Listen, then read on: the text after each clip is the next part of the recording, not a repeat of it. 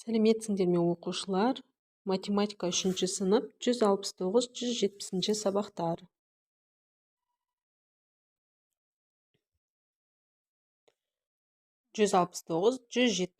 Сабақтар. Өзіңді текстер. Мен өзімнің жетістіктерімді тексеремін. Көрсетілген өлшем бірліктеріне өрнекте. Қараймыз. 6 сағат 5 минутты біз минутпен өрнектеуіміз керек. 1 сағатта бізде 60 минут болғандықтан 6 сағат 60 минутқа көбейтеміз. Сол кезде болады 360. Оған 5 минутты қосқан кезде 365 минут болады. Келесі 240 минутты сағатпен өрнекте дейді. Қараймыз. Бізде 1 сағатта 60 минут болғандықтан 240-ты біз бөлеміз 60-қа. Болады 4 сағат. Келесі 2 минут 45 секундты секундпен өрнекте дейді. 1 минутта 60 секунд бар. Сондықтан 2-ні біз көбейтеміз 60-қа. 120 болады. Оған 45 секундты қосқан кезде 165 секунд болады. Жарайсыңдар. Келесі 4 ғасыр 90 жылды біз жылмен өрнектейміз.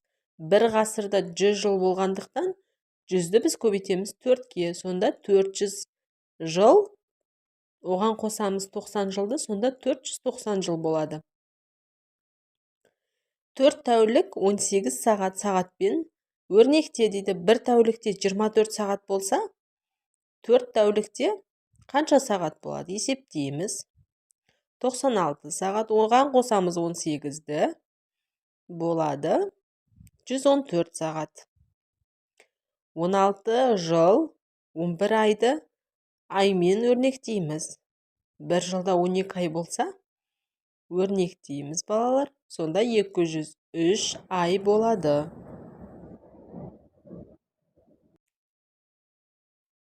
Келесі. Қуыршақ театрындағы қойылымның ұзақтығы 1 сағат 15 минутқа созылды.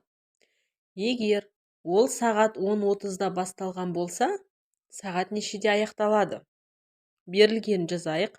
Ұзақтығы 1 сағат 15 минут болды, ал басталды 10 сағат 30 минутта. Аяқталды қашан? Табуымыз керек. 10 сағат 30 минутқа қосамыз 1 сағат 15 минутты. Сонда болады 11 сағат 45 минут. Сонда ол 11 сағат 45 минутта аяқталды.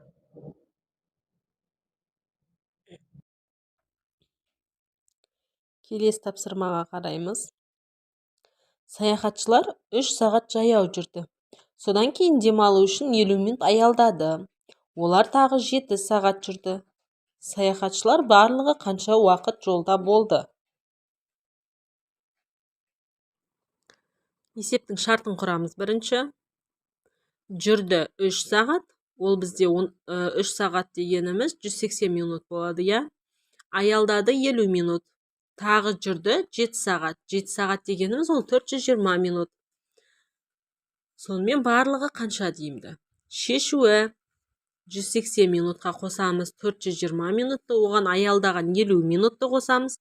Сол кезде 650 минут болады. Ол 10 сағат 50 минут дегенді көрсетеді. Келесі тапсырмаға назар аударайық. Сағаттардағы уақытты анықта дейді. Сағаттар 1 сағат 7 минут 20 секундтан кейін қандай уақытты көрсетеді? Суреттегі сағаттарды қараймыз, қандай уақытты көрсетіп тұр екен. Жазып аламыз. Бірінші сағат бізде 14 сағат 00 минут 42 секундты көрсетіп тұр, я балалар? Енді оған 1 сағат 07 минут 20 секундты қосамыз. Секундтан бастап қосайық. 42-ге 20-ны қосқан кезде бізде 62 болады. 62 секунд демейміз, біз 60 секунд болған кезде ол 1 минутқа ауысады. Сондықтан 02 секунд. Ал жаңаға 1 минутты мұнда қоямыз. Өйткені 00-ге 07-ні қосқан кезде 07 болады. Мына жақтағы 1 минутымызды осында қосамыз, сонда 8 секунд болады.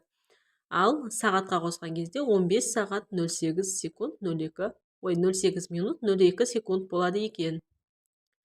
Келесі сағат бізде 8 сағат 15 минут 50 секундты көрсетіп тұр екен. Оған 1 сағат 07 минут 20 секундты қосайық балалар.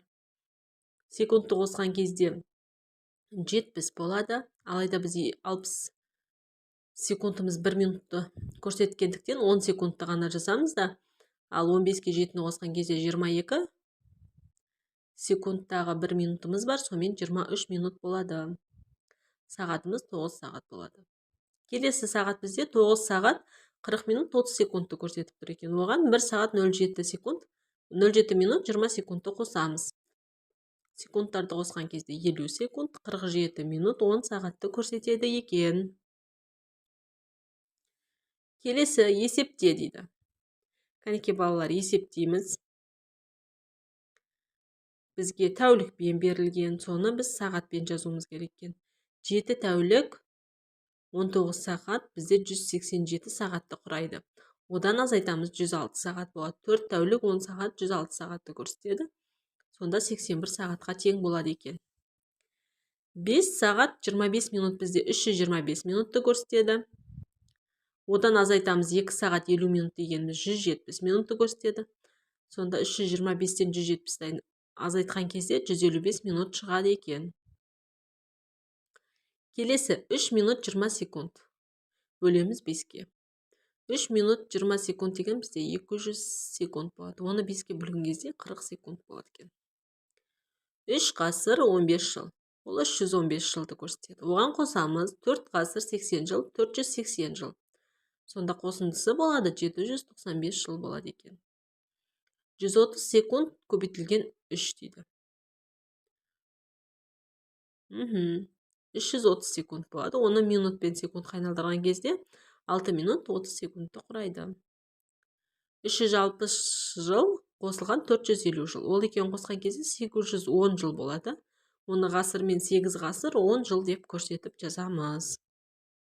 Түсінікті ме балалар? Келесі тапсырмамыз тура теңдіктер мен теңсіздіктерді тауып жаз дейді. Мына жерде барлығы берілген, алайда бұл жерде қателері де бар. Сол себепті дұрыстарын ғана теріп жазамыз. Мұқият қараймыз балалар. 26 сағат 1 тәуліктен артық деген дұрыс. Одан кейін 2 сағат 110 минуттан артық деген дұрыс. 80 секунд пен 1 минут 20 секунд ол екеуі тең болады. 130 секунд 2 минут 20 секундтан кем болады. Осылар ғана дұрыс екен. Түсінікті ме балалар? Мен бүгінгі сабақ аяқталды. Сабақ ұнаса, түсінікті болса, лайк басып, тіркеліп, қолдап кетейік.